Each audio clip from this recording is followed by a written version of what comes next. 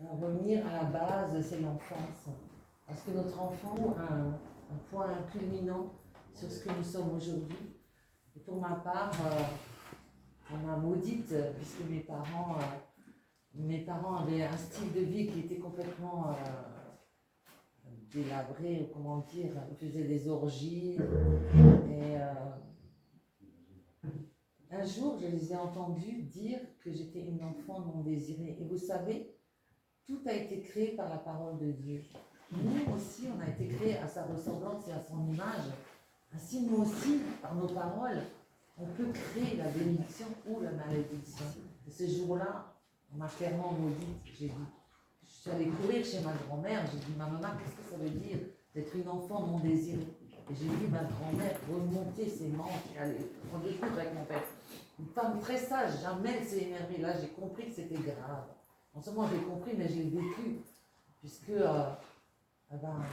lorsque mes parents partouzaient et qu'après ils se tapaient sur... mon père était beau comme Gière, ma mère belle comme Dalida, donc ils s'aimaient très mal, mais ils s'aimaient et ils se disputaient violemment parce qu'ils étaient jaloux l'un de l'autre. Et quand j'ai entendu ça, j'ai vu ma grand-mère en découdre avec eux parce que j'étais pas désirée. Et j'ai compris et j'ai vécu vraiment le rejet, l'abandon. Et on me disait, toi, t'es rien. Mon père, quand il était dans ses bons jours, quand je devais lui débarrasser la table, il me pinçait les seins devant tout le monde. C'était l'humiliation. Un enfant qu'on vous appelle la pute ou la connasse, c'est créateur. Et c'est ce que je suis devenue. Et voilà, c'est comme ça que, suite à des rages de dents folles, ma mère, elle a eu la bonne idée de me donner du Télesta. Je ne sais pas si vous connaissez, c'est un anxiolytique vraiment puissant, un somnifère même. Et moi, j'ai commencé à planer, et mon père me donne un verre de vin là-dessus. Et comme j'étais dans la fuite en avant, j'ai commencé vraiment à comprendre que c'était des choses qui m'aidaient. C'était un antidote pour moi, moi qui était en fuite devant la vie, qui était mal dans ma peau, qui était vraiment... puisque mon père frappait déjà ma mère lorsque j'étais dans son ventre.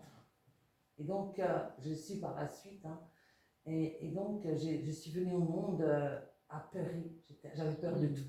Et j'étais timide, et donc, ils ne comprenaient pas, mais qu'est-ce qu'elle a, cette enfant? Elle vit dans la même atmosphère que ses frères. J'avais 2 frères.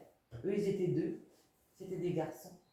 Quand ça se déchaînait chez moi, ils allaient au terrain de foot faire une partie de... Et moi, j'étais là. J'ai pleuré, j'entendais, j'ai tué des coups.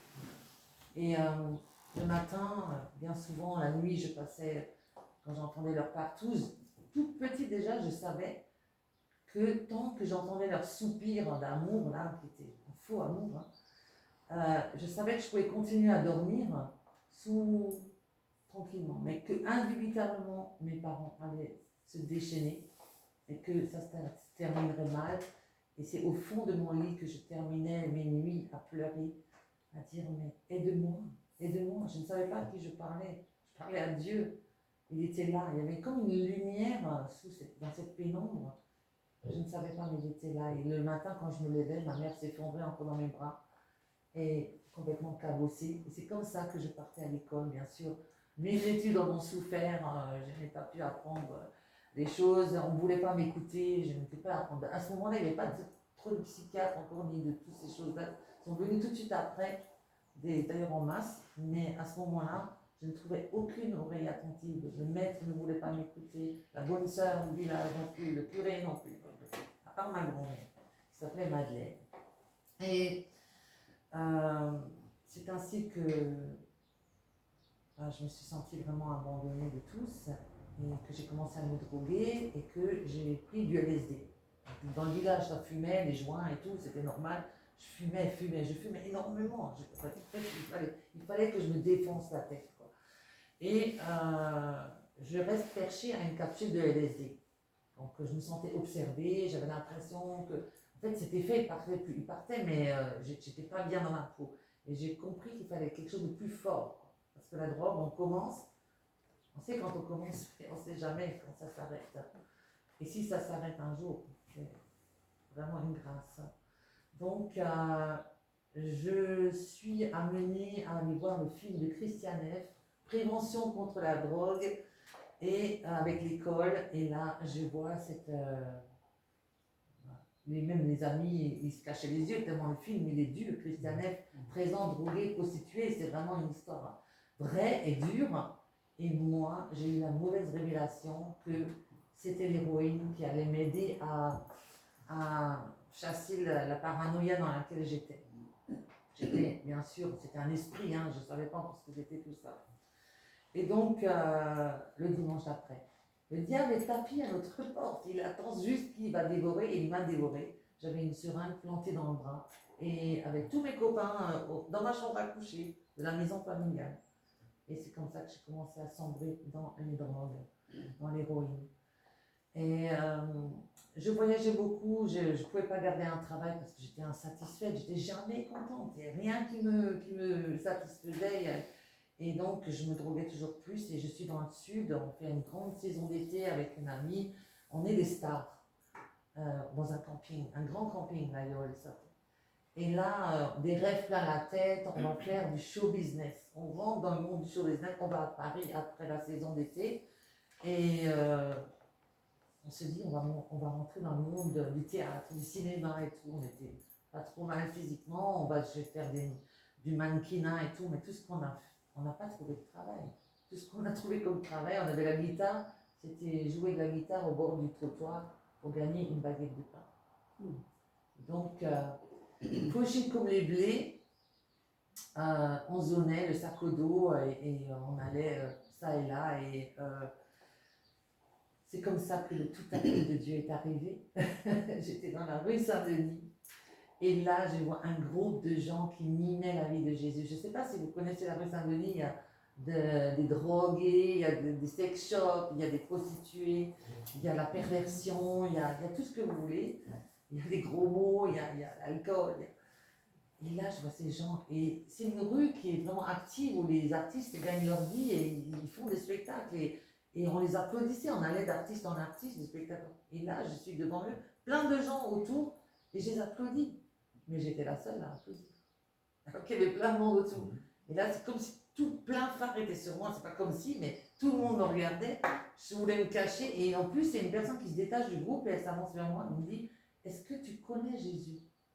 Et moi, je croyais connaître Jésus, puisqu'enfant, j'étais baptisée, communiée, tout le tatouin. Je priais des Je vous savez des Notre Père, ça ne m'a jamais aidé. Et là, je me rends compte que je ne connais pas Jésus. Et en même temps qu'elle me tend un évangile, je ne savais même pas ce que c'était, la police, elle est en toute blinde, un film américain, et ils font une descente devant nous. Plus personne ne bougeait. J'ai dit, ça y est, on va se faire embarquer. Et j'avais du shit dans les poches, hein, donc j'avais de quoi me reprocher. Et ben non, c'est les chrétiens qui se sont fait embarquer. Et là, je regarde mon ami et je dis, mais ils n'ont rien fait. Nous, on fait n'importe quoi, on se drogue. Et eux, ils sont embarqués. Là, ça m'a fait un chiffre dans la tête. Et je prends cet évangile et le lendemain, je suis dans le métro. Et je l'ouvre au pif alors qu'on rentrait fauchés comme les blés. Nos parents nous avaient envoyé un mandat et que on était honteux, on n'était pas bien. Et je l'ouvre et je lis, lève-toi, prends ton lit et marche. Et là, je regarde mon ami, j'ai dit, mais ce fiche de ma poire, on dort dans les cages d'escalier, on se fait réveiller d'un coup de balai, on ne sait même pas où aller. Lève-toi, prends ton lit et marche. Alors là, cette parole, elle est venue transpercer mon cœur. Parce que la parole de Dieu, elle ne retourne pas à elle sans avoir accompli ce pourquoi elle a été envoyée. Mais moi, je ne comprenais rien encore. Et là, je rentre et on arrive en Alsace, je me tape la tête dans les murs tellement je suis mal dans ma peau, tellement ma mère elle ne sait plus quoi faire avec moi. Elle me raconte une histoire, elle me dit écoute, pendant que tu es parti, papa il était très malade, il a failli mourir, il avait une leucémie. Un agriculteur, un ami à lui est venu prier pour lui, ça n'a pas marché tout de suite, ils sont venus à deux. Et mon frère me racontait que les murs de la maison ont tremblé, il est monté pour aller voir ce qui se passait. Il a vu mon père dégoulinant en sueur, et après mon père s'est levé. Je dis, ok, moi je vais essayer cette prière qui marche, quoi. Parce que si je suis allée tête baissée dans le mur, je voulais aussi m'en sortir. Et là, le monsieur, il m'emmène dans une église. Pour moi, une église, ça avait un clocher, je ne connaissais rien d'autre. Il m'emmène dans une salle, une grande salle. Et au moment où on rentre, cette parole, elle est dite, au nom de Jésus-Christ, lève-toi, prends ton lit et marche. Et là, je me suis retournée, moi qui étais déjà hyper paranoïaque et tout. Je dis, qui c'est qui m'a balancé, qui a parlé de moi? Et cette soirée-là, qui m'a paru être un supplice, il fallait encore aller devant, parce qu'il est écrit, ils imposeront les mains aux malades, et les malades seront guéris. Alors on m'a pris traîner devant, parce que je ne voulais pas y aller, j'étais mal. Et une fois devant, j'ai dit, bon, déjà je suis là, je vais écouter ce qu'ils disent, eux, dans leur prière. Et là, ils ont posé Papa Jean, hein, qui avait eu la parole, hein, et ils ont posé leurs mains sur moi, sur la tête, et je n'ai rien compris. Ça fait comme une radio brouillée. Et Amen, c'est tout ce que j'ai compris. J'ai tourné le talon, j'ai fulminé en sortant. Plus jamais je vais les pieds là-dedans, les gens s'en foutent. Le lendemain matin, je vais charger ma mère, lui dire, mais t'es folle, tu m'envoies, tu veux te débarrasser, tu sais même pas. Bref, j'avais préparé une armada de reproches. Et là, elle se tourne vers moi et elle me regarde. Alors, comment c'était? Et je me trouve en train de lui répondre, je crois que c'était bien. Je dis, qu'est-ce que je raconte? C'est pas ce que je voulais dire. Et je vais dans la pièce à côté, il y a un miroir. Je me regarde, je me dis, qu'est-ce que j'ai? Je me touche, je me pince et je suis forcée de constater que je suis libre de la drogue. Et ça, c'était un miracle énorme, énorme, énorme. Où j'allais témoigner partout parce qu'aucun médecin n'a réussi à faire ce que Dieu, en Jésus-Christ, a fait pour moi ce soir-là. J'étais devenue libre, tellement libre, tellement dans la paix, à un moment que je ne savais même pas quoi faire avec toute cette paix. Et donc je témoignais, et c'est lors d'une évangélisation sous temps, que Samuel il dit. Vous vous rendez compte, à la fin du témoignage, il dit, vous vous rendez compte, dans la rue Saint-Denis, on rencontre Jésus-Christ. Et c'est comme cela qu'est né de la rue Saint-Denis à Jésus-Christ. Dieu m'a dit, ça sera le titre de ton histoire, de ton livre. Mais ensuite, frères et sœurs, j'ai traversé la vallée de l'ombre de la mort, parce que dans cette même parole, va, quand on lit les femmes marches, il dit aussi, va et ne pêche plus de peur qu'il ne t'arrive des choses qui sont pires. Bien qu'au début, je me sois fait baptiser par les eaux du baptême, par immersion, je me suis mariée, j'ai mis ma vie en règle parce que je vivais à la colle avec Michel, l'homme de ma vie, je l'aimais, il m'aimait.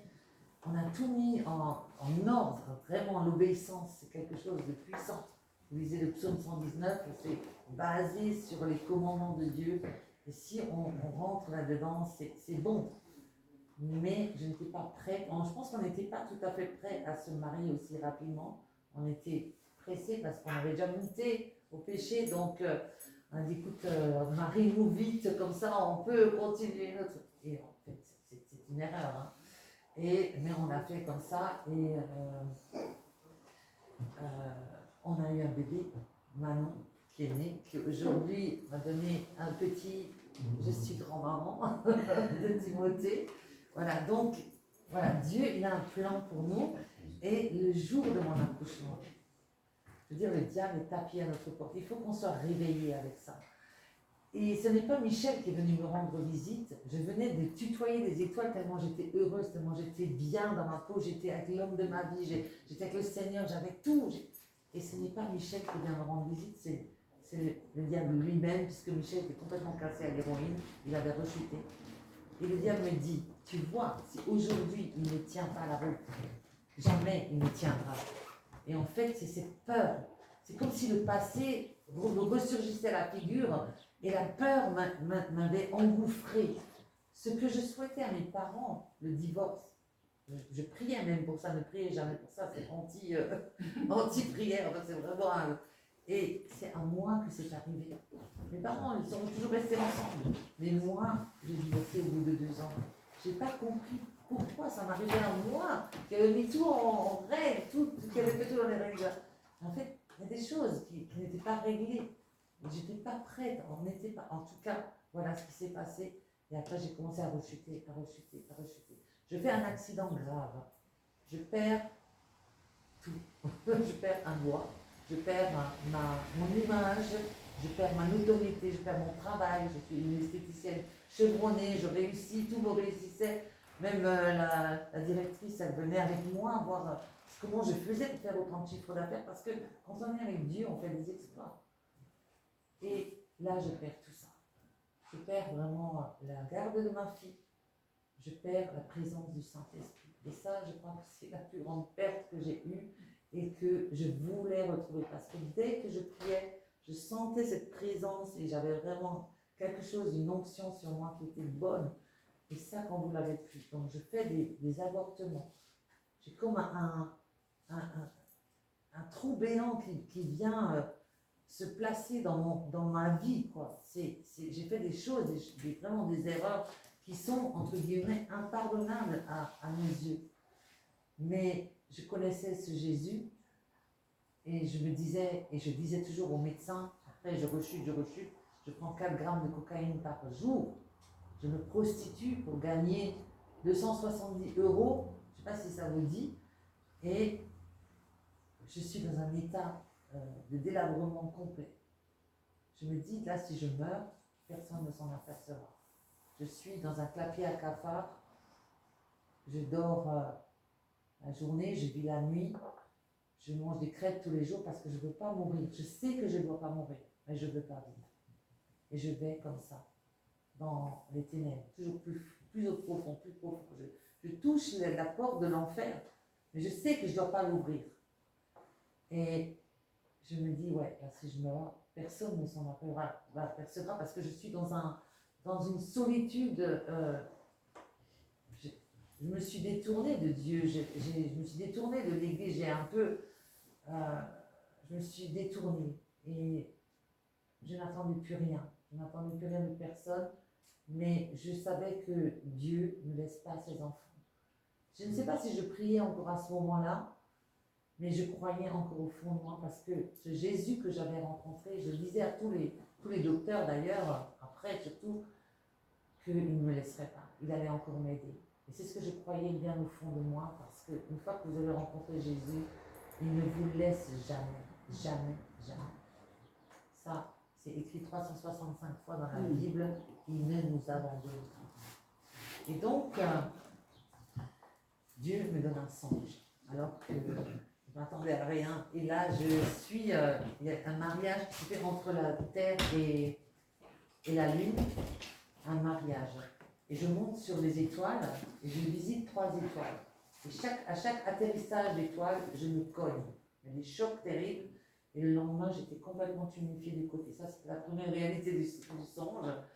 Et ensuite, je suis sur ces étoiles, je suis désirée, je suis voulue, je suis attendue. Tout est fait de beauté, de lumière. J'entends les étoiles parler entre elles.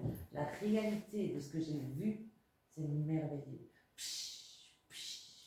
Et je regardais et je contemplais. C'était tellement. Et j'étais désirée, j'étais accueillie, j'étais aimée. Ensuite, je descends sur la terre, il y a un pré avec une cabane juchée sur un arbre, une échelle. Je monte dans la cabane et je m'assois à un banc, une table, une fenêtre et je regarde au loin et le songe s'arrête. Et le lendemain matin, je dis bien matin parce que d'habitude je me réveille à 14h l'après-midi, je suis debout, je suis réveillée, je suis habillée. Et quelqu'un vient toquer à ma porte. J'ouvre, le gars me dit, écoutez, vous avez fait une demande de logement social, il a retenu notre attention, venez, on va vous le faire visiter. Et là, depuis là, toute ma vie a repris du sens. Ce songe était devant mes yeux, j'étais réveillée, peut-être que j'étais morte dans la nuit, j'en sais rien.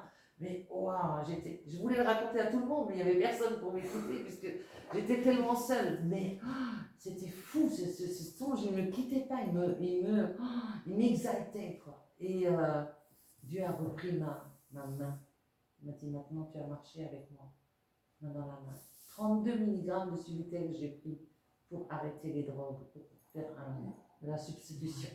Je prenais tellement de médicaments pour arrêter cette cocaïne. Et un 24 décembre, écoutez bien la date, c'est important, je reprends un travail dans le ménage et je suis à la MAC, une agence intérim, et la secrétaire reçoit un appel.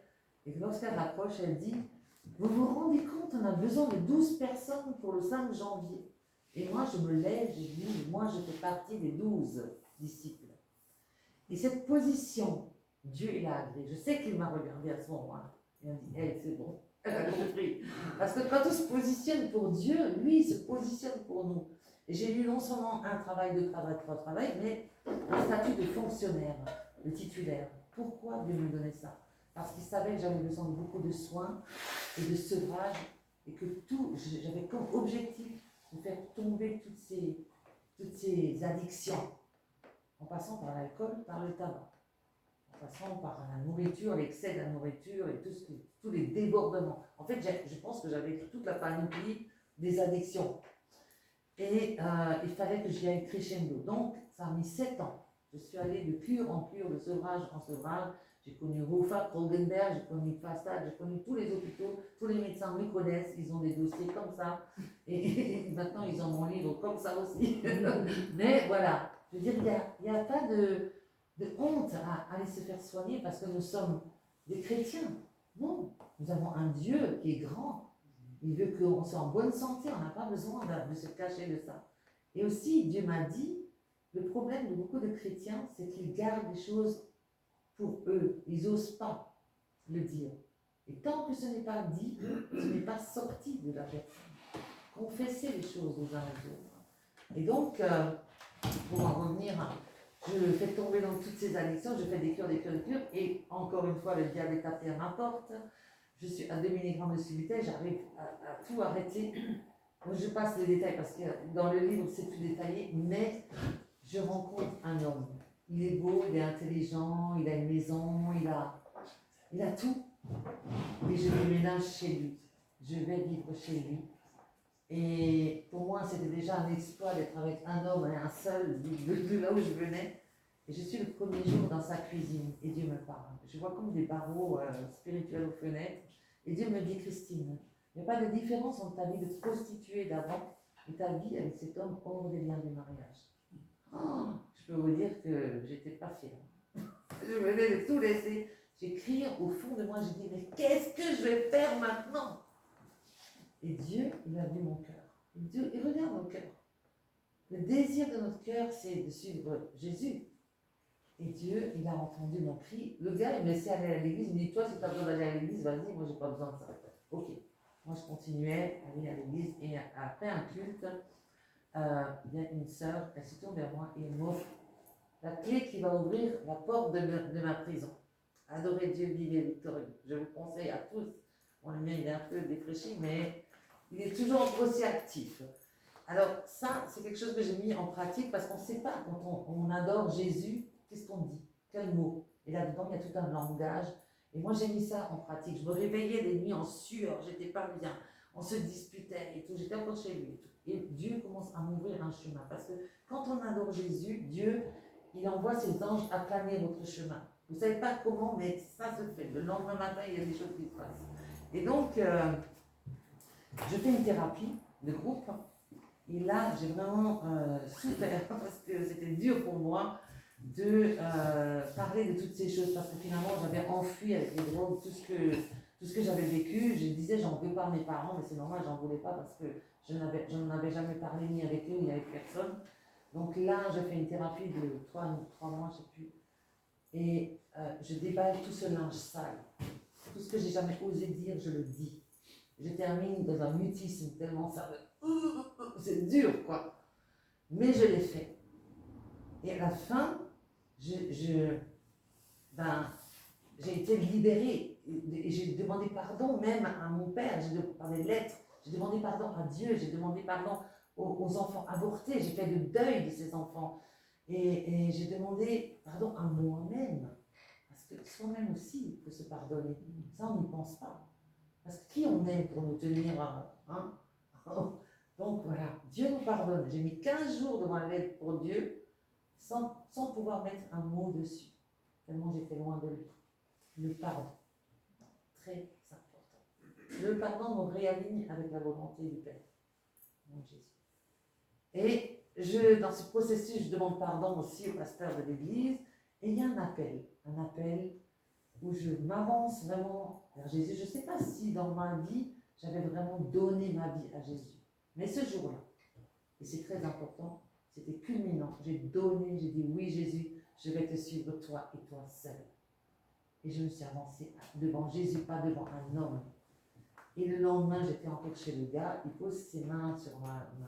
Ça faisait 5 ans que je parlais de mariage et que j'embêtais avec une émission qui s'appelait 5 mariages, une lune de miel, là. il n'a jamais rien pris au sérieux. Et là, je lui dis une chose. Je lui dis maintenant, si tu veux quelque chose de moi, il va falloir qu'on se marie. Et il me dit, alors tu dégages. Et en fait, ça m'a fait drôle d'abord, mais il m'a libérée. Je ne savais pas où j'allais, je ne savais pas comment j'allais faire, je n'avais plus rien. Mais j'ai su tout d'un coup, j'ai eu une telle paix, une telle. Waouh! J'ai su que toutes les réponses, elles étaient là. J'avais plus besoin de me poser. J'ai eu un appartement vraiment magnifique, j'avais pris 10 annonces. Le premier, c'est même le propriétaire qui m'a dit écoutez, je vous veux vous, j'ai vu quelqu'un avant, je vous veux. Les meubles sont rentrés au millimètre près, tout était préparé d'avance, la table était prête. J'ai commencé à faire un temps de formation où j'ai réappris à lire, à écrire, à parler. J'ai appris à lire, à écrire un livre de la rue Saint-Denis. Dieu, il a tout déployé pour que les choses puissent s'accomplir. Et j'ai commencé vraiment à vivre dans une paix royale, là où coule le lait et le miel. Et aujourd'hui, je peux dire que depuis, je suis toujours en temps et en heure là où le Seigneur me veut. Parce que je marche vraiment main dans la main avec lui. J'avais le Parkinson, donc mon corps était vraiment choqué et j'ai été devant le neurologue quand on a décelé pourquoi je tremblais de la tête aux pieds. Hein. Et je regarde le neurologue, je dis, vous savez quoi, vous avez de la chance de m'avoir compassion, vous allez être à la une d'un miracle. Et c'est cette position que Dieu, il a encore aimé. Parce que si on s'avance pour Dieu, lui, il s'avance pour nous. Au bout de 3 ans, j'avais un traitement lourd. Hein. Le neurologue me dit, bon, ça va, vous hein. Alors on va arrêter le traitement. Et là, j'ai dit, vous avez vu ce que j'ai dit qui est arrivé. Et en fait, le Seigneur, il est fidèle. Quand on parle de lui, quand on témoigne de lui, lui, il répond. Et j'avais l'apnée du sommeil sévère. Je suis partie en mission. Donc maintenant, je suis missionnaire dans la Félix 1040. Je ne pouvais pas emmener l'appareil. C'est encore un témoignage, hein, mais et cet appareil, je ne pouvais pas l'emmener, j'ai fait confiance à Dieu. Mais à la maison, je ne dormais pas sans cet appareil pour l'apnée. J'ai fait des tests impossibles. Et ben, en mission, j'ai tellement bien dormi, je n'avais même pas le temps de poser ma tête sur l'oreiller, je m'endormais. et depuis, je n'utilise plus cet appareil. Alors, Oufa qui m'appelle, il me dit oui, Madame Fugger, il faut mettre l'appareil, vous risquez que. J'avais 35 arrêts sur image dans la nuit. Mettez-le, vous risquez quelque chose, un AVC ou. J'ai écouté, je suis partie en mission, Jésus m'a guéri. Et j'entends, vous faites de rire derrière. J'ai dit quoi, vous rigolez? J'ai dit, mettez-moi à l'épreuve, faites-moi venir faire des tests et je vous prouverai que c'est vrai. Elle me dit, bon, écoutez, 5,5 c'est le maximum, sinon vous pétez l'appareil. Alors je dis, Seigneur, t'as entendu, à toi de jouer. Je suis allée, j'avais 5,5 piles. Et j'ai pu témoigner dans tout l'hôpital de Roufac parce que Dieu est fidèle quand on s'avance vers lui. J'ai été délivrée de mes démons, de mes esprits. Quand j'ai obéi l'obéissance pour mieux que les sacrifices, mais j'ai entendu les esprits partir au loin, ils hurlaient la nuit quand je me suis réveillée. J'ai vécu 3 nuits de délivrance. Je vais passer parce que c'est assez long à raconter, mais je les ai vus. Je les ai vus ils me chahutaient dans un rêve. J'ai vu où ils sont rentrés dans l'enfance, l'endroit où c'était. Et Dieu a réveillé une sœur qui suivait mon affaire de près. Il a dit, Christine a gagné le combat. Et moi, je les ai entendus vraiment hurler au vent. Et le lendemain, je me suis réveillée toujours à 4 h du matin. Je suis allée, quelque chose est sorti de moi. Je suis allée aux toilettes parce que ça sort aussi. Les esprits sortent quelque part, soit par les oreilles, soit par des écoulements. Et en tout cas, moi, j'ai tiré la chasse d'eau, j'ai dit adieu, adieu, soit la gloire. Et après, il y avait un orage, j'ai ouvert la fenêtre et le voisin, il y avait un orage, une pluie battante. Et le voisin, il a commencé à vociférer à côté. Et il a hurlé, il a vomi, mais c'était un truc de fou. Et moi, j'étais vraiment en osmose avec le Seigneur. Et j'ai dit, mais qu'est-ce qui s'est passé le lendemain? Parce qu'il ne se souvenait de rien, le voisin. Il fumait des joints, il avait donc des portes ouvertes. Et Dieu m'a dit, comme dans l'histoire avec les ports où les démons sont allés se loger dans les ports, ils sont allés se jeter dans la mer. Et bien, c'est exactement la même chose. Il a dit, prie pour ton voisin. Voilà. Les esprits, quand ils sortent, ils vont quelque part. Qu'est-ce que j'ai encore vécu? Enfin, j'ai vécu tellement de choses. Et la troisième nuit, j'ai eu Je me suis réveillée en train de parler en langue. J'ai vu les langues de feu. Elles sont descendues sur moi. C'était délicieux. Je dis plus jamais, il faut que ça s'arrête. Je voyais les langues séparées les unes des autres. Elles descendaient, je les ai vues. Elles existent vraiment. C'est pas qu'une histoire qu'on lit dans les actes. Elles sont réelles. C'est merveilleux. Et j'ai vu en vision le lion de la tribu de Juda, le cheval triomphant. Et une troisième vision de lui-même, je ne l'ai plus vu, mais ce que je sais, c'est que j'étais toujours habillée en blanc en ce moment-là. Et le Seigneur Jésus m'a dit, c'est toi, l'épouse, c'est toi que j'attendais dans ce songe, c'est toi la mariée. Il y avait une notion de mariage, j'avais jamais compris pourquoi il n'y avait pas de mari, pourquoi il n'était pas là l'homme. Et en fait, c'est nous, l'épouse, c'est ça, quoi. On a vraiment ce statut merveilleux. Et donc maintenant, je rends grâce à Dieu parce que oui, j'ai un statut de grand-mère et vraiment, le Seigneur, il a tout restauré. Il a restauré mon intérieur, mon extérieur. Il m'a donné une identité claire. Je sais qui je suis aujourd'hui. Et ça, c'est très important. Que vraiment chacun puisse aussi savoir se positionner dans la volonté de Dieu et marcher en Christ comme enfant de Dieu. Voilà, je crois que j'ai peut-être oublié des choses, mais c'est pas grave. Vous avez le livre, si vous voulez, je vous ferai une dédicace. Mais que Dieu vraiment vous bénisse. Merci de m'avoir écouté.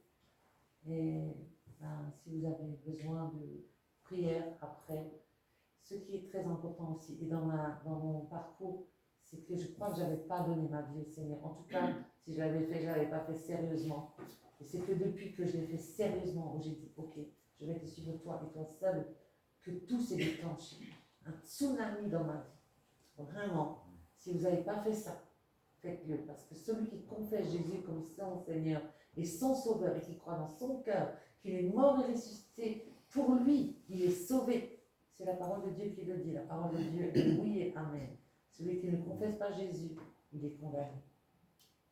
Que vraiment que Dieu vous bénisse tous, parce que Dieu nous aime tous, il a tant aimé tout le monde, qu'il a donné son Fils unique afin que personne de nous ne périsse, mais que nous ayons la vie éternelle. Amen. Amen.